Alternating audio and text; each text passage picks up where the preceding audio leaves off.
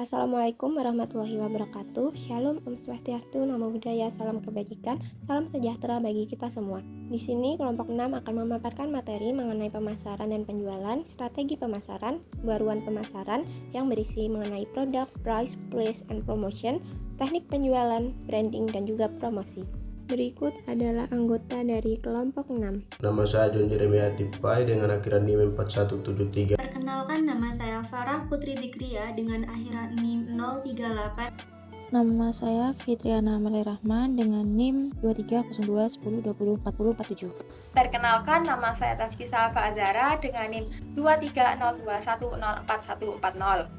Perkenalkan, saya Dinastia Putri dengan akhiran NIM 142.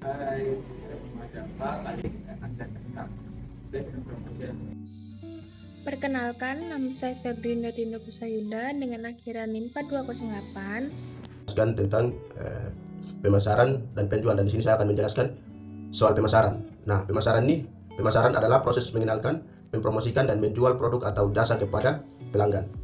Tujuannya adalah untuk menarik perhatian calon pelanggan, membangun hubungan dan meningkatkan penjualan. Dan berikut ini adalah ada beberapa definisi mengenai pemasaran. Di antaranya adalah pertama, menurut Philip Kotler dan Armstrong, pemasaran adalah sebagai suatu proses sosial dan manajerial yang membuat individu dan kelompok memperoleh apa yang mereka butuhkan dan ingin lewat mencapai dan pertukaran timbal balik produk dan nilai dengan orang lain. Yang kedua, pemasaran adalah suatu sistem total dari kegiatan bisnis yang dirancang untuk merencanakan, menentukan harga, promosi, dan mendistribusikan barang-barang yang dapat memuaskan keinginan dan mencapai pasar-pasaran serta tujuan perusahaannya. Dan berikut ini ada jenis-jenis pemasaran. Dan jenis-jenis pemasaran ini ada 5 jenis. Yaitu yang pertama, pemasaran digital. Pemasaran digital ini menggunakan platform online seperti media sosial, SEO, email, marketing, dan iklan digital lainnya. Yang kedua pemasaran tradisional. Nah, pemasaran tradisional ini melalui media cetak, televisi, radio, dan juga brosur. Nah, yang ketiga, pemasaran konten. Pemasaran konten menyediakan informasi bermanfaat untuk menarik pelanggan potensial. Yang keempat, pemasaran influencer yang menggunakan figur publik atau selebriti untuk mempromosikan produk. Dan yang terakhir ini, yang kelima, pemasaran dari mulut ke mulut. Nah, mulut ke mulut ini mengandalkan rekomendasi dari pelanggan yang puas. Selanjutnya yaitu penjualan. Penjualan merupakan suatu transaksi jual beli yang dilakukan oleh dua belah pihak atau lebih dengan menggunakan alat pembayaran yang sah.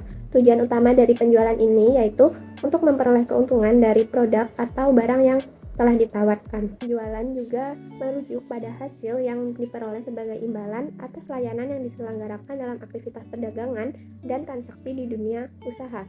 Terdapat beberapa contoh jenis penjualan. Yang pertama adalah penjualan tunai. Penjualan tunai adalah kegiatan jual beli yang dilakukan dengan pembayaran secara tunai oleh pembeli. Nah, dalam penjualan tunai ini, pembeli harus membayarkan harga produk sebelum produk diserahkan. Lalu yang kedua ada penjualan kredit. Nah, penjualan kredit merupakan penjualan yang pembayarannya dilakukan secara dicicil dalam rentang waktu tertentu. Jumlah cicilan yang dibayarkan bisa disesuaikan dengan berapa lama kredit yang diambil. Biasanya penjual akan menambahkan bunga untuk setiap cicilan yang diberikan, tetapi tidak menutup kemungkinan ada beberapa penjualan kredit yang tidak ada bunganya. Ketiga ada tender. Tender merupakan jenis penjualan yang dilakukan secara lelang. Jadi penjual akan mempresentasikan produknya dan pembeli akan memilih produk terbaik yang mereka inginkan. Lalu yang keempat adalah ekspor.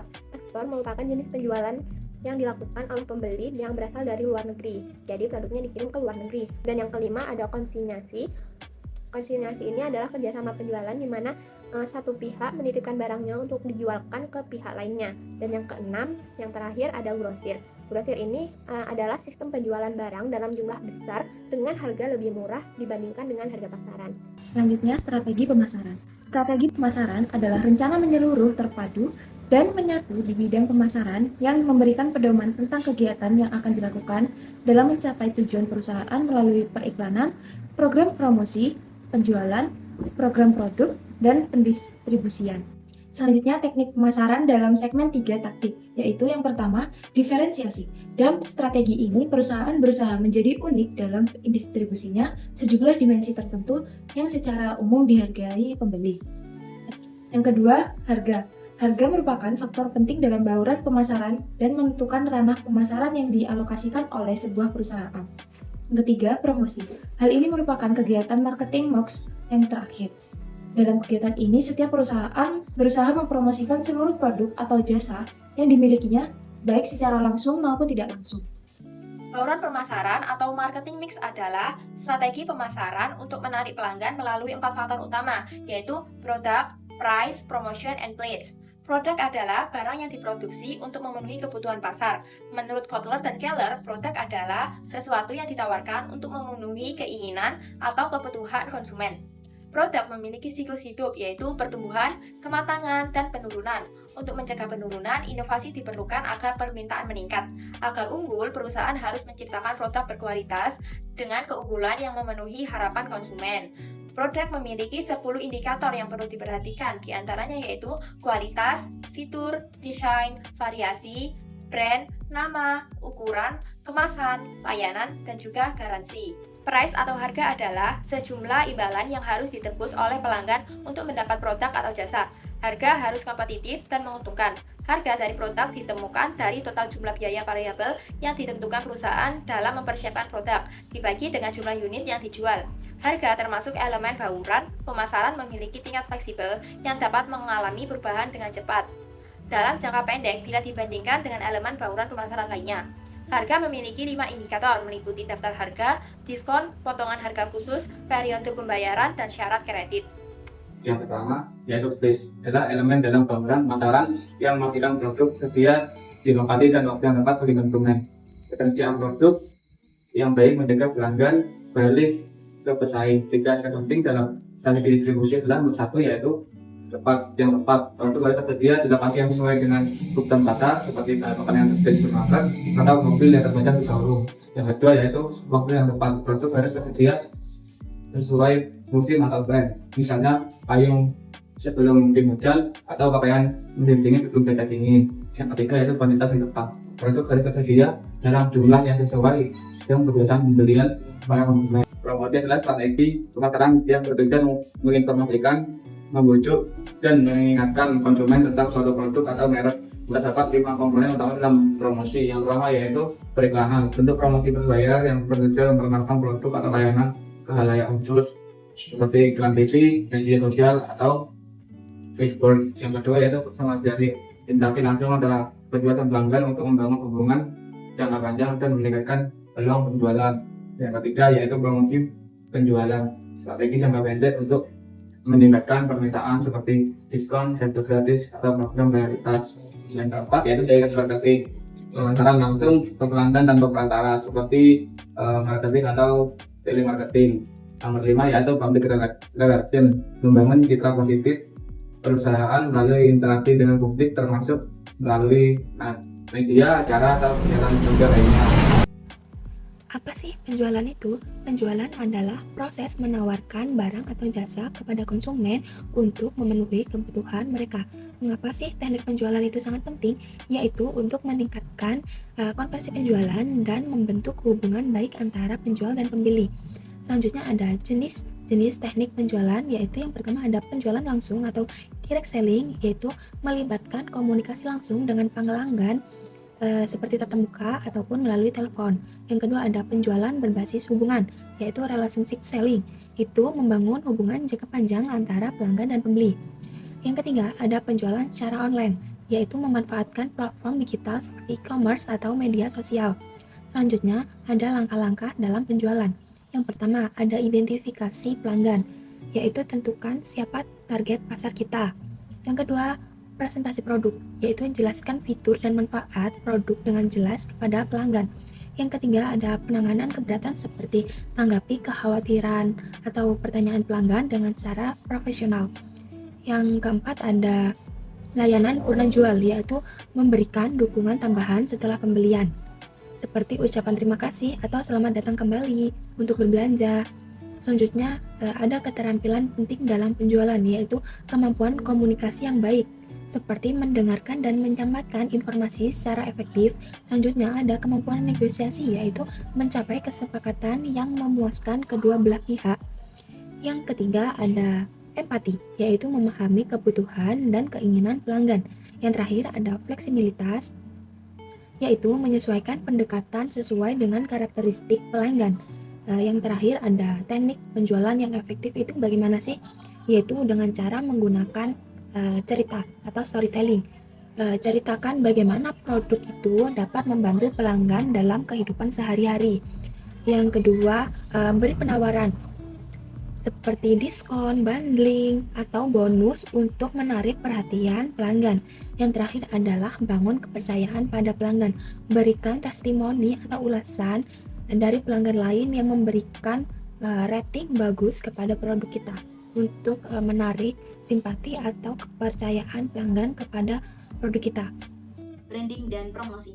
Branding sendiri adalah proses menciptakan dan mengelola citra serta identitas suatu produk, perusahaan, atau layanan di mata konsumen. Branding bukan hanya tentang logo atau desain visual, tetapi tentang juga nilai, pengalaman, dan emosi yang ingin ditanamkan pada konsumen. Tujuan utama branding adalah untuk membangun pengenalan, kepercayaan, dan loyalitas konsumen. Dengan branding yang kuat, perusahaan bisa menciptakan kesan yang mendalam dan membedakan dirinya dari pesaing.